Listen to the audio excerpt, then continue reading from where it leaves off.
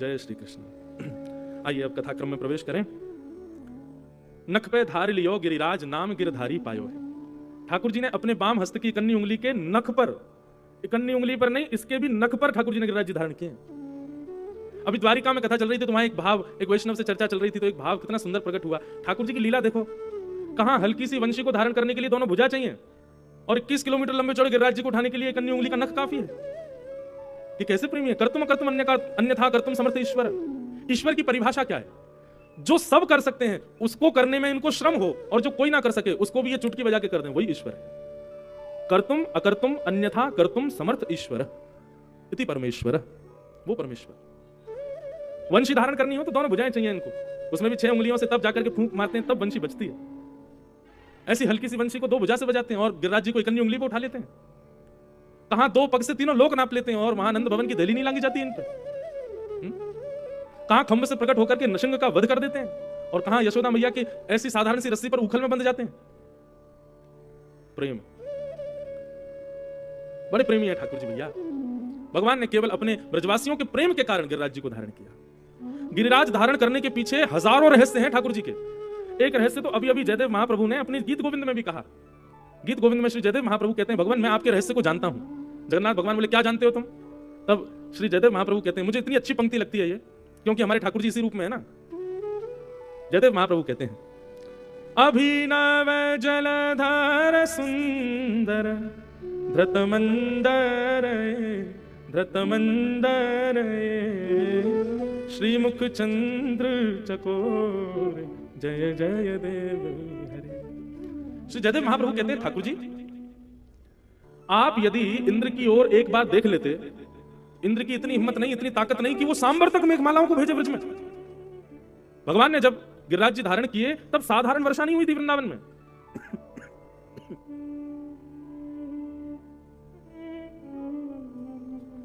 साधारण वर्षा नहीं हुई थी गोवर्धन में, सांबर तक मेघमाला। सांबर तक मेघमाला का रूप क्या होता है? मूसलाधार, ऐसा लगता है कि ऊपर से मूसल गिर रहे हैं, पानी नहीं। और अभी तो एक आध बूंद ऐसी छोटी छोटी गिरती हैं वर्षा होने पर जब सांबर तक मेघमालाएं आती हैं तो कहते हैं कि हाथी के पैर के समान बूंद गिरती है आकाश से। सोचो, एक बूंद में नहा जाओगे पूरे। ऐसी सांबर तक मेघमालाओं को इंद्र ने भेजा गोवर्धन को डुबाने के लिए। जयदेव महाप्रभु कहते हैं, भगवान आपने एक बार भी इंद्र से ऐसा नहीं कहा कि ये क्या कर रहे हो। आप चाहते तो भ्रगुटी ऊपर करके इंद्र को देख लेते तो इंद्र आ जाता, चरणों में आके प्रणाम करता, वर्षा को बंद कर देता। पर आपने क्या किया? आपने 7 कोस लंबे चौड़े गिरिराज पर्वत को अपने बाम हस्त की कन्नी उंगली पर उठा लिया। इंद्र को डांटा नहीं आपने। चलो ठीक है, मान लिया कि आपने उस समय ब्रजवासियों में घिरे रहे होंगे, उस समय आपने कोई बात नहीं कही इंद्र को, पर कोई नहीं, आपने गिरिराज जी उठाए 10-15 मिनट बाद, आधा 1 घंटे बाद आप इंद्र को संकेत कर देते। 7 दिन 7 रात्रि तक आप ऐसे खड़े रहे। आपने 7 दिन 7 रात्रि में एक बार भी इंद्र से कुछ नहीं कहा। कहीं ऐसा तो नहीं है कि ये सारी स्क्रिप्ट आपकी बनाई हुई थी? ठाकुर जी बोले क्या बोल रहे हो, ये हमारी कोई स्क्रिप्ट नहीं थी। बोले नहीं नहीं भगवान, हम सब जानते हैं, आपके रहस्य को मैं समझ गया हूं। तब ठाकुर जी कहते हैं, क्या समझे? बोले बता दूं। बोले बताओ। बोले जब आपने गिरिराज जी उठाए ना, तब लाखों ब्रजवासी चारों ओर आपको घेर करके खड़े थे और लाखों ब्रजवासी गिरिराज जी के नीचे खड़े थे। बाहर वर्षा हो रही थी तो एक दूसरे से सब लोग चिपक चिपक के खड़े थे, जैसे आप लोग बिल्कुल ऐसे बैठे, तिल भी नहीं रखा जाए बीच में, ऐसे सब ब्रजवासी चारों ओर आपके बैठे थे, खड़े थे। और उसी समय मुझे लगता है कि जहां आप खड़े थे ना, आपके ठीक सामने वृषभानु नंदिनी श्री राधा रानी खड़ी थी। आपने मन में विचार किया होगा, आहा ये बढ़िया समय है श्री जी को देखवे को, श्री जी को निहारवे को, ये सुंदर समय है। श्री जी बिल्कुल सामने खड़ी हैं, किसी भी प्रकार की कोई रुकावट नहीं है, कहीं भी कोई ना हमको ले जाने वाला है ना इनको ले जाने वाला है, ये सामने खड़ी रहेंगी, हम इनको निहारते रहेंगे। इसीलिए आप 7 दिन 7 रात्रि तक, अरे बल्कि मुझे तो ऐसा लगता है इंद्र को 7 मिनट में ही पता चल गया था कि आप भगवान हो। और उसने जैसे ही वर्षा थोड़ी कम करी, आपने इशारा और कर दिया, नहीं नहीं करते रहो, बढ़िया श्री जी सामने खड़ी हैं, इनको हम देखते रहेंगे ऐसे ही। और 7 दिन 7 रात्रि तक श्री मुख चंद्र चकोर जय जय देव हरे। जब ये बात जयदेव महाप्रभु ने कही तो जगन्नाथ जी के नेत्र सजल हो गए। बोले बिल्कुल सत्य कह रहे हो जयदेव, तुम, यही हुआ था। इसीलिए हमारे श्रीनाथ जी की, हमारे लाल जी की, या वृंदावन में भी आप राधा रमन जी के दर्शन करो, अन्य ठाकुरों को भी दर्शन करो, ठाकुर जी के नेत्र नीचे ही रहते हैं। श्रीनाथ जी के भी नेत्र नीचे ही रहते हैं। क्यों? श्रीनाथ जी के तो विशेष इसीलिए नीचे रहते हैं क्योंकि ठाकुर जी शिला पर खड़े हैं और शिला पर गिरिराज जी धारण करके खड़े हैं। शिला के ठीक सामने नीचे श्री जी खड़ी हैं, उन्हीं को निहार रहे हैं। इसलिए ठाकुर जी आपने 7 दिन 7 रात्रि तक गिरिराज जी धारण किए। तभी तो इस अष्टपदी में जय जगदीश हरे नहीं, जय जय देव हरे। ठाकुर जी प्रसन्न हो गए, वाह जयदेव तुम हमारे रहस्य को पहचान गए। इसलिए ठाकुर जी ने गिरिराज जी धारण की। अब ये तो था भाव परक अर्थ, अब इसका आध्यात्मिक परक अर्थ सुनो। गो कहते हैं इंद्रियों को, गो कहते हैं इंद्रियों के समूह को। हमारे तन में कितनी इंद्रियां होती हैं बताओ, कितनी होती हैं? 14। पंच ज्ञानेंद्रिय, पंच कर्मेंद्रिय और 14 अंतःकरण चतुष्टय। ये 14 इंद्रियां हमारे शरीर में होती हैं। पंच ज्ञानेंद्रियों में आंख, नाक, जीभ, कान और त्वचा। जिनसे भी आपको कुछ ज्ञान होता है उनको ज्ञान इंद्रिय कहते हैं। जिनसे आप कर्म करते हो उनको कर्म इंद्रिय कहते हैं। हाथ, पैर, मुख और 2 गुप्त इंद्रिय। और 4 हमारे भीतर होती हैं, मन, बुद्धि, चित्त और अहंकार। ये 14 इंद्रियां हैं। इन इंद्रियों के समूह को कहते हैं गौ।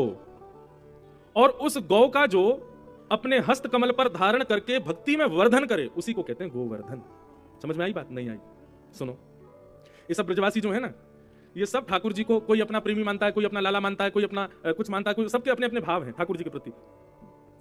प्रेम तो सबका ठाकुर जी के प्रति है, पर कहीं ना कहीं जो भक्ति भाव होना चाहिए वो ठाकुर जी के प्रति किसी ब्रजवासी का नहीं है। क्यों हो? हमारा तो लाला है, हम काहे को भक्ति करें की? और अभी भी ठाकुर जी कह रहे हैं कि मैं जय जय हूं, मेरे चरण छुओ, तब भी कोई प्रणाम नहीं कर रहा। लेकिन 7 दिन 7 रात्रि तक जब ठाकुर जी ने इकन्नी उंगली पर गिरिराज जी को धारण किया तो एक एक क्षण के लिए ही सही, भली बोला नहीं हो, एक एक क्षण के लिए हर ब्रजवासी के मन में आ गया कि हमारा लाला देवता है, हमारा लाला ईश्वर है। और सबने अपनी समस्त इंद्रियों से ठाकुर जी को प्रणाम किया, नेत्रों में भर लिया, कानों से ठाकुर जी को विराजमान चित्त में कर लिया, सबने हाथ जोड़ करके प्रणाम किए, सबने चरण छुए, ठाकुर जी को दंडवत किया। तो इस प्रकार वैष्णवों की समस्त इंद्रियों का जो अपनी भक्ति में वर्धन करे उसी को कहते हैं गोवर्धन। हम एक बात कहें बंधु, ताली तो आप बजा रहे हो पर हमें नहीं लगता आपने समझी बात, फिर भी कोई बात नहीं, शायद आ गई होगी। एक बात हमारी सुनो, किसी व्यक्ति को भगवान के दर्शन में तो बहुत रुचि होती है लेकिन कथा में उसको मन नहीं लगता। लेकिन कई लोग ऐसे होते हैं उनको मंदिर जाने को कहो तो आलस आता है लेकिन कथा में वो आ जाते हैं।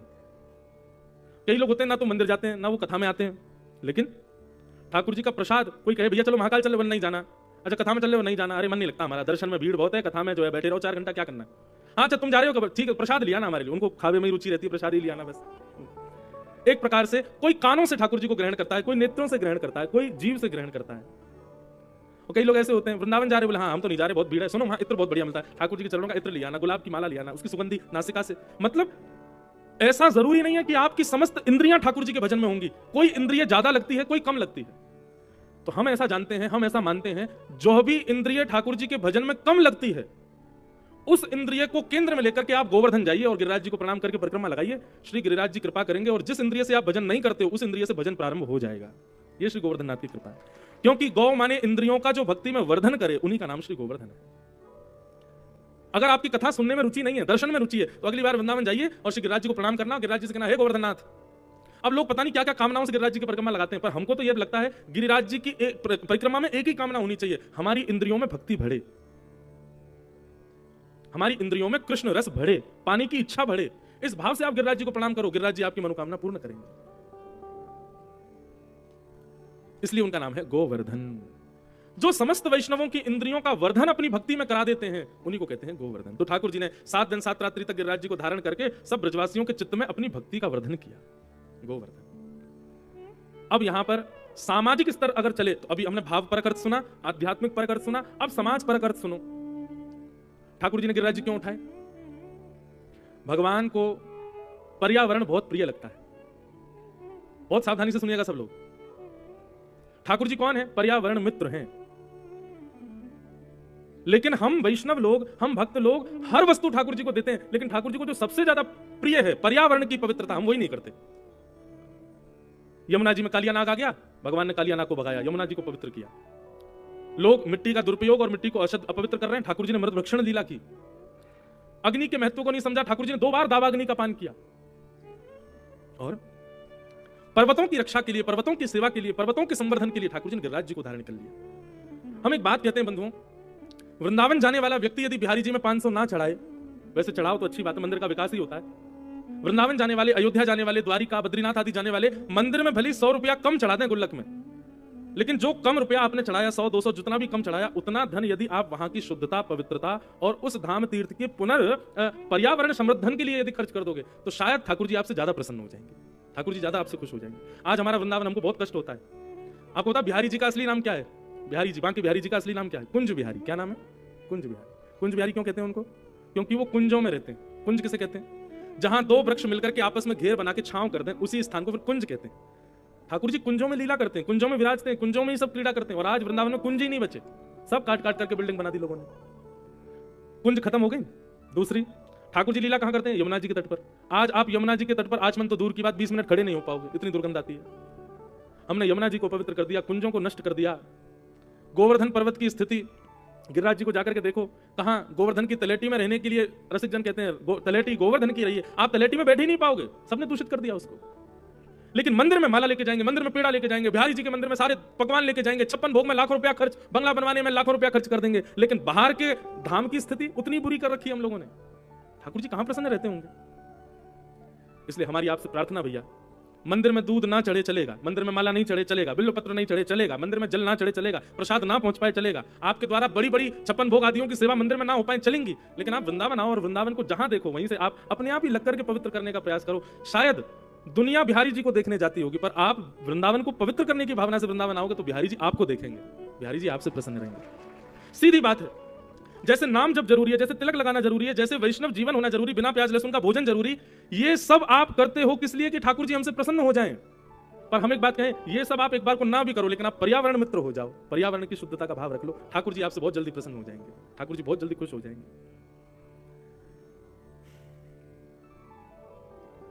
इसलिए भैया ठाकुर जी ने पूरी ब्रजलीला देख लो, वृंदावन में भगवान ने किया ही क्या? यही किया, पर्यावरण का संवर्धन किया ठाकुर जी ने, और कुछ नहीं किया। पर्यावरण कैसे शुद्ध हो, पवित्र हो, वृक्ष कुंज निकुंजों की कैसे शुद्धता बढ़े, नदी कैसे पवित्र हो, पर्वत कैसे विशिष्ट विराजमान हो, इन्हीं की सब लीला की। इसलिए मुझे ऐसा लगता है 2 लाख नाम जप करने वाले को भगवान यदि 15 साल में मिलने वाले होंगे, पर्यावरण मित्र बनने वाले व्यक्ति को भगवान 5 साल में मिल जाएंगे, उससे 10 साल पहले मिल जाएंगे, नाम जापक से पहले मिलेंगे, क्योंकि वो पर्यावरण से प्रेम करता है। कई लोग यहाँ, कई बालकों को भी मैं देखता हूँ, वो तो ब्रज रज लगाते हैं। क्यों लगाते हो? रज क्या है? रज पर्यावरण ही तो है। हमारे वृंदावन में किसी को महत्व नहीं दिया, रज को महत्व दिया। रज धूल, वहां की मिट्टी।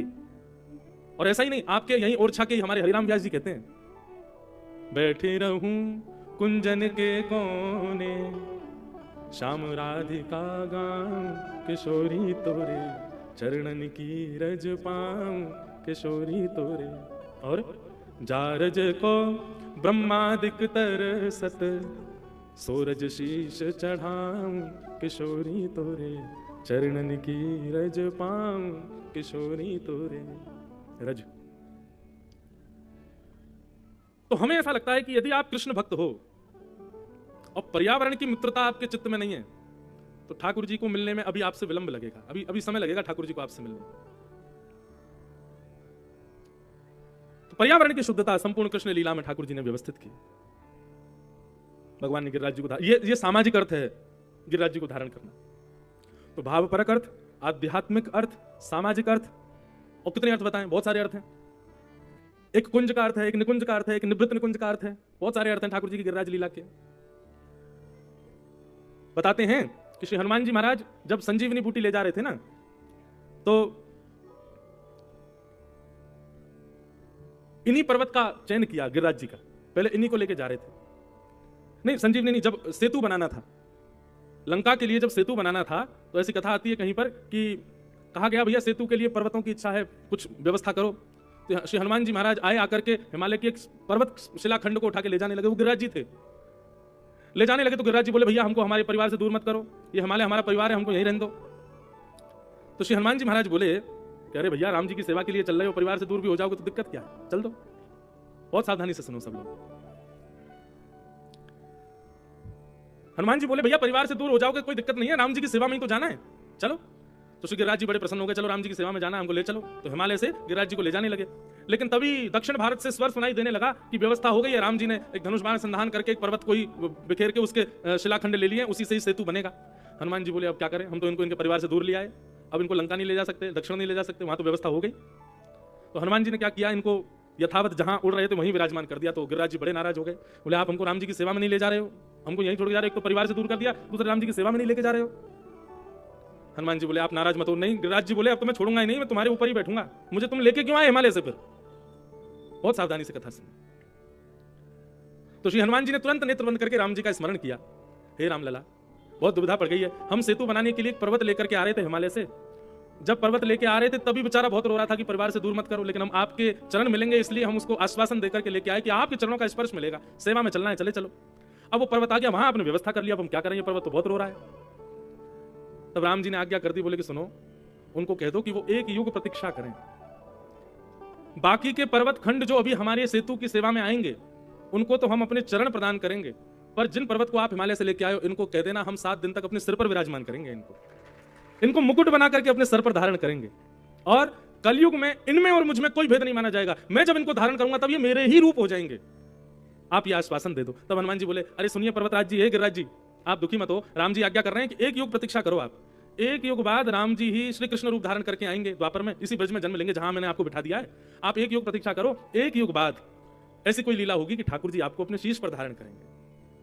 आहा, गिरिराज जी 1 युग से प्रतीक्षा कर रहे हैं, कब आएंगे कब आएंगे। अब वही राम जी द्वापर में जब कृष्ण बन करके आए और इंद्र ने कोप किया, तब इंद्र के कोप से ब्रजवासियों की रक्षा के लिए ठाकुर जी ले गए सबको गिरिराज जी, और गिरिराज जी जाकर के भगवान ने उनको प्रणाम किया। गिरिराज जी अपने आप ही रूई के समान हल्के हो गए, क्योंकि वो तो प्रतीक्षा कर ही रहे थे कि आप कब आओगे। और ठाकुर जी ने उठा करके उनको अपने शीश पर धारण किया। 7 दिन तक भगवान के अंग के स्पर्श में उनके शीश पर विराजमान रहे, और जब पुनश्च उनको विराजमान किया तो संपूर्ण गोवर्धन पर्वत कृष्ण रूप ही हो गया। उनकी मनोकामना पूर्ण हुई। बहुत सारी लीलाएं, कितनी सुना दी हमने, 1 2 3 4, एक और सुनो। इसी गोवर्धन लीला में हमारे विश्व को भक्तिमती मीराबाई प्राप्त हुई। भगवान का एक सखा, उसका ब्याह होना था, तो ठाकुर जी से जाकर के बोला, लाला मैं तो जा रहा हूं, 3-4 दिन खेलवे ना आऊंगा। ठाकुर जी बोले, कहां जा रहा है? बोले ब्याह करवे जा रहा हूं। ठाकुर जी बोले, ब्याह का हो गए? अरे ब्याह हो गए, बहू आ जाए घर में। ठाकुर जी बहू तो जानते थे, बहू तो 3 वर्ष की आयु से ही जानते हैं।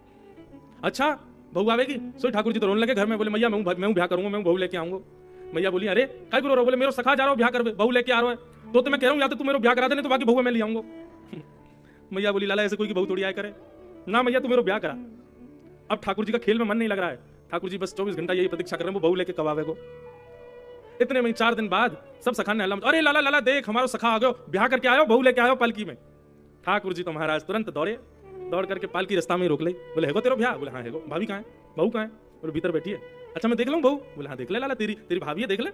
सॉरी ठाकुर जी पालकी में घुस गए। अच्छा जिससे ब्याह हुआ था भगवान के सखा का, उसका नाम था माधवी गोपी। जब उसका ब्याह हो रहा था तो सास समझा रही थी, माँ ऐसे रहना, सास ससुर की सेवा करना, ये करना वो करना, आदि आदि सब बात बता रही थी। तभी उसने संकेत किया, बोले सुनो ये तुम्हारे जो पति देव है ना, इनका एक बड़ा नटखट मित्र है, उसका नाम है कृष्ण। बोले अच्छा उससे क्या करना है भैया? बोले उससे तो तुमको बहुत सावधान रहना है। बोले क्यों? बोले हमने सुना है वो एक बार जिसको अपना मुख दिखा देता है फिर कोई भी हो वो उसी का ही हो जाता है। देखो तुम पतिव्रता नारी का धर्म अपनाना, अपने पति को कभी मत त्यागना, इसके लिए सदा याद रखना, पता चले कृष्ण आ गया है घूंघट कर लेना, उसको मुख मत दिखाना। उसने अपने पल्लू में गांठ बांध ली। बोले मैया मैं तेरे को वचन दे रही हूं कि मैं जीवन पर्यंत ब्रज में रहूंगी, लेकिन कृष्ण को मुख नहीं दिखाऊंगी। अब पालकी जैसी रुकी तो माधवी ने पूछी क्या हुआ, पालकी क्यों रुक गई? बोले अरे आपके देवर जी आए। बोले कौन? बोले कृष्ण। ओहो कृष्ण सुनते उसने तो घूंघट कर ले, सॉल भी डाल ली ऊपर और भी कुछ डाल लियो, कहीं से भी दिख नहीं जाऊं मैं। पूरा मुख ऐसे पकड़ करके सॉल में बैठ गई। ठाकुर जी पालकी में भीतर घुस गए। छोटे से हैं अभी ठाकुर जी, 3-4 साल के तो हैं। भाभी जी राम राम, इन्हें दिखाई तो दो तुम्हारा मुख कैसा है। माधवी तो मुंह करे, अच्छा नहीं दिखाई दो, तुम्हारे पाम पड़ लूं फिर दिखाई दोगी? अच्छा तुम्हारे पाम पड़ रहा हूं, देखो मैं तुम्हारे काज माखन लेके आया हूं। ठाकुर जी खूब रिझामे, खूब मनोहार करें, लेकिन माधवी ने मुख नहीं दिखाया। जब बहुत देर हो गई ठाकुर जी को मनाते ठाकुर जी बोले तू जाने ना है? यहाँ बड़े बड़े योगी तपी ध्यानी तपस्वी हिमालय पर जाकर के 1000 वर्ष तपस्या करते हैं हमको देखने के लिए, और एक क्षण हमारा दर्शन होते ही हम अंतर ध्यान हो जाते हैं। हम तेरे आगे हाथ जोड़ रहे हैं, तू इतना अभिमान कर रही है अपने रूप को, श्राप दे रहे हैं तो को हमारे मुख को देखने के लिए तड़पेगी तू। माधवी बोली हाँ कोई तुम्हारे मुख में हीरा ना लग रहा है जो मुख को देखने, नहीं देखूंगी, मैं भी वचन दे रही हूं जीवन निकाल दूंगी, तुम्हारा मुख नहीं देखूंगी। ठाकुर जी बोले वो तो समय बताएगा माधवी।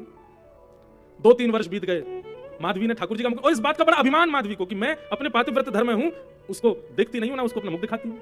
गोपियां आकर के चर्चा करती हैं, अरे उसके रूप देखो, तुमने नंदन की आंखें देखी, कन्हैया का मुख देखा, कन्हैया की नासिका देखी, अरे आज कन्हैया ऐसे करे। तो माधवी कहती सुनो कोई भी बात करो, ये कृष्ण की बातें मेरे सामने मत किया करो, मुझे उसको ना देखना है ना उसको दिखाना है।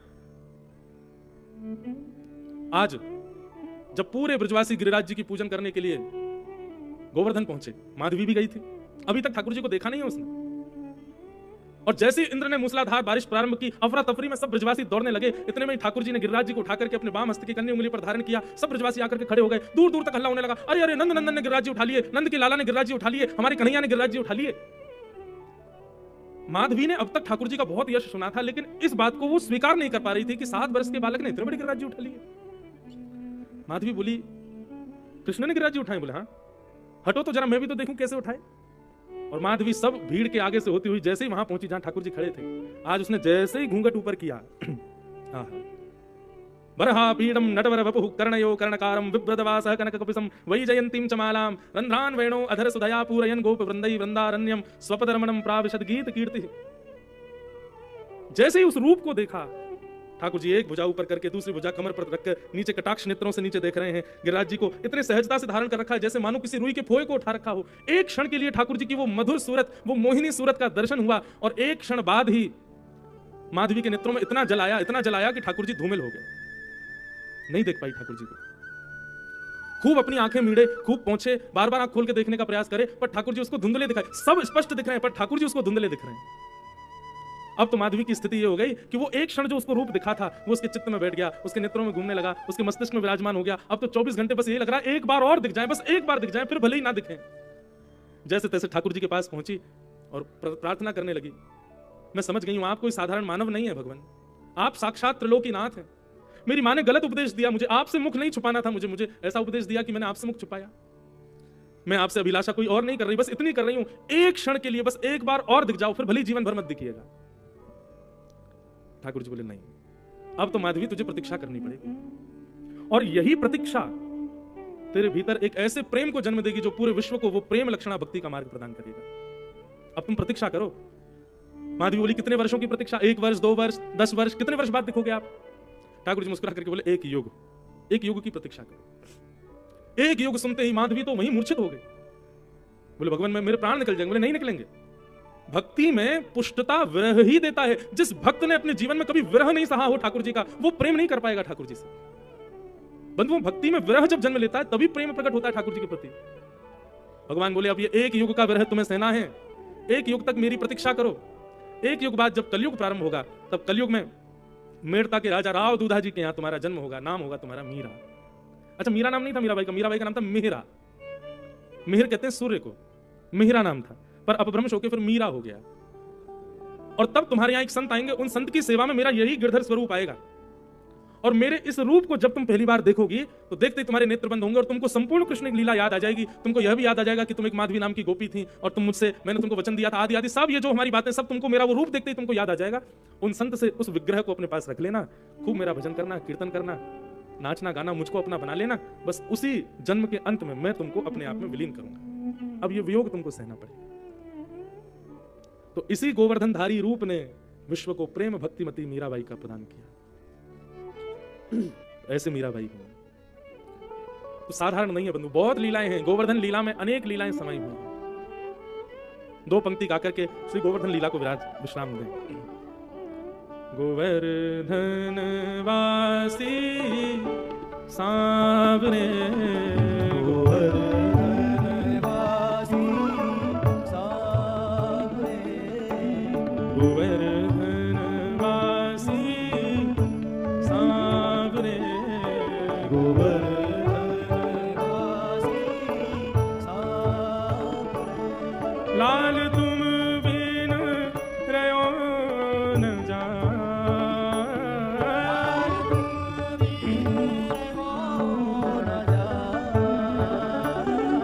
लाल तुम बिन रयो न जाए रे, गोवर्धन वासी सांवरे, गोवर्धन वासी।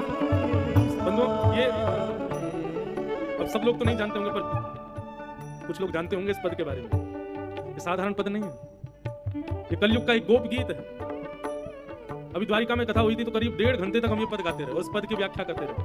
तब मन में एक संकल्प आया कि कभी यदि ठाकुर जी इच्छा करेंगे, बहुत बड़ा पद है, इस पद में पूरी कथाएं छुपी हैं, कभी इस पद का पूरी व्याख्या करेंगे। इतना सुंदर पद है। जैसे श्रीमद् भागवत में गोपी गीत है, ऐसे ही कलयुग में एक गोप के द्वारा गाया गया ये गीत है। श्री चतुर्भुज दास जी ने इसको गाया। वे कहते हैं, दर्शन को नैना तपे, वचन सुनन को कान, ओ दर्शन को नैना तपे, वचन सुनन को कान, मिलवे को हियरा तपे, पिय के जीवन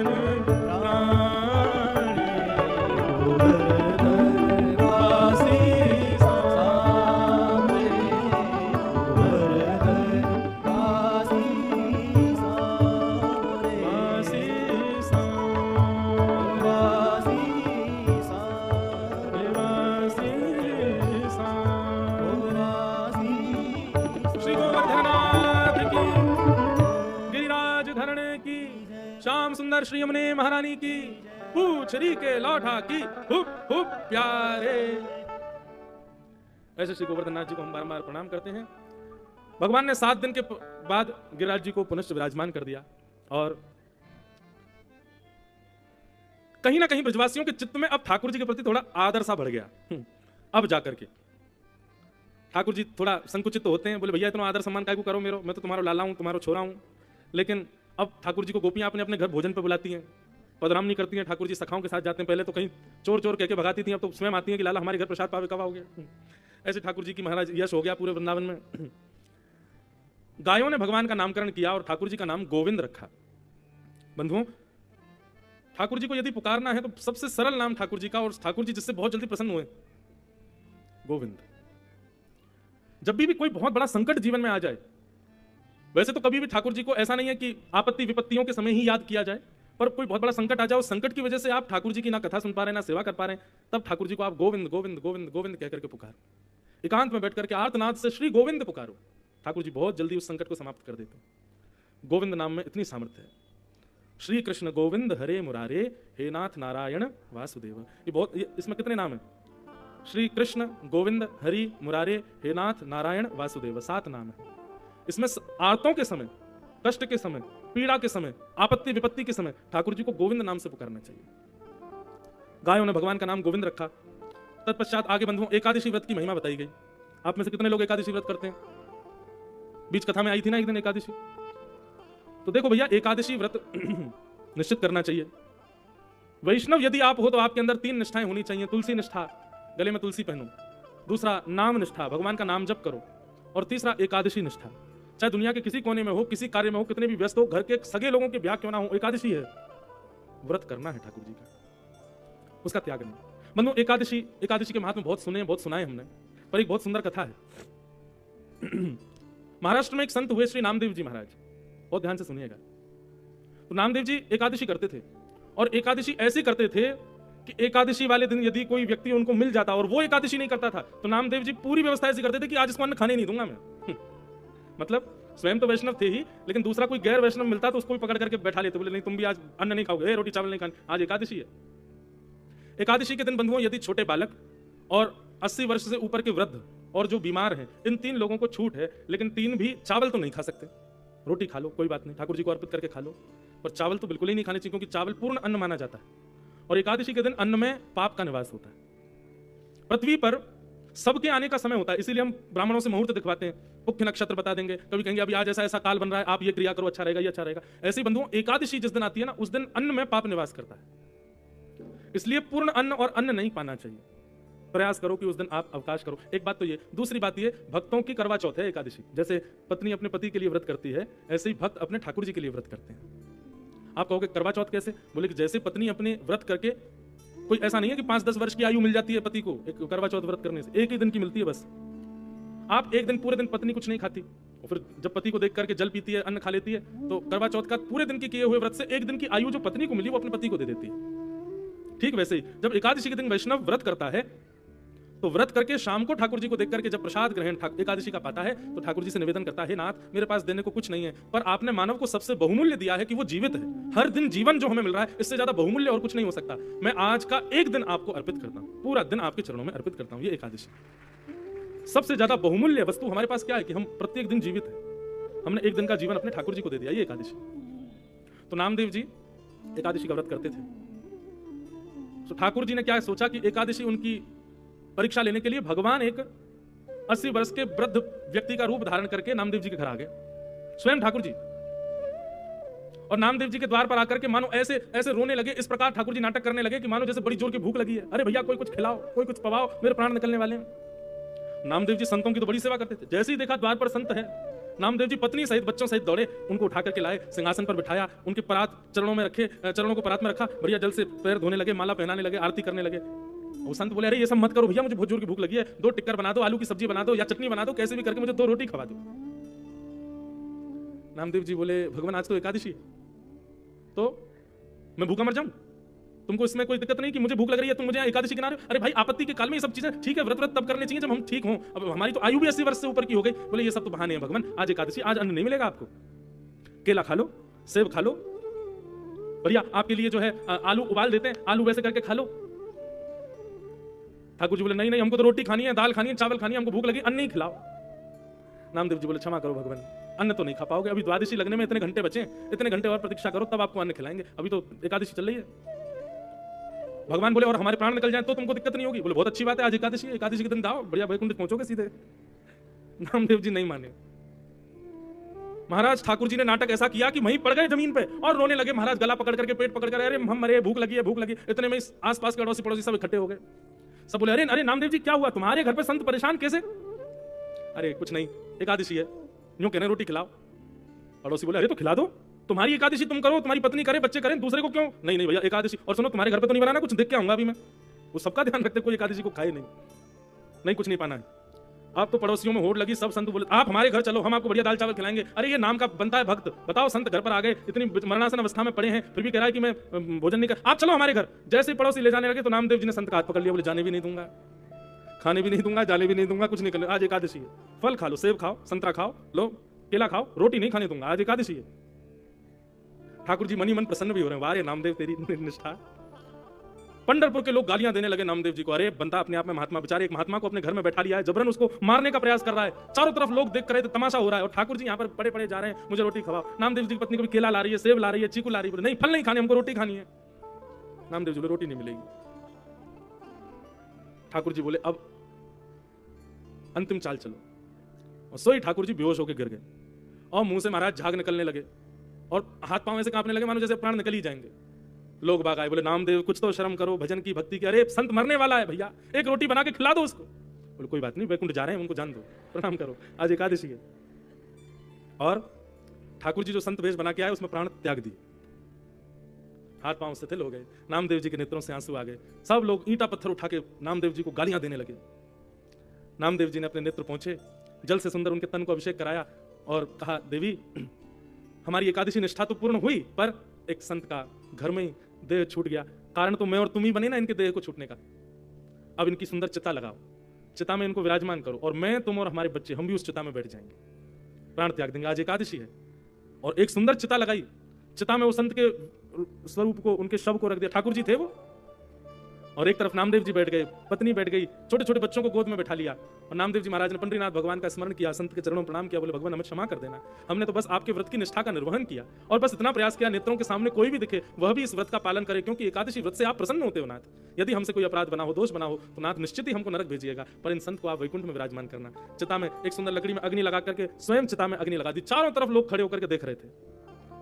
अग्नि में जैसी थोड़ी तीव्रता आई होगी, ठाकुर जी की कमर में जैसी थोड़ी अग्नि लगी, सोई भगवान तो उठ करके खड़े हो गए वहां पे, और उठ करके खड़े हुए नामदेव जी को खींच लिया, पत्नी को खींच लिया, बच्चों को खींच करके हृदय से लगा लिया, और जैसे ही हृदय से लगाया सब लोग देखने लगे क्या हुआ क्या हुआ, इतने में ठाकुर जी वहां से अंतर ध्यान हो गए। नामदेव जी, उनकी पत्नी, बच्चे सबको हृदय से लगा के ठाकुर जी, सब बोले अरे वो संत कहां गए, वो संत कहां गए?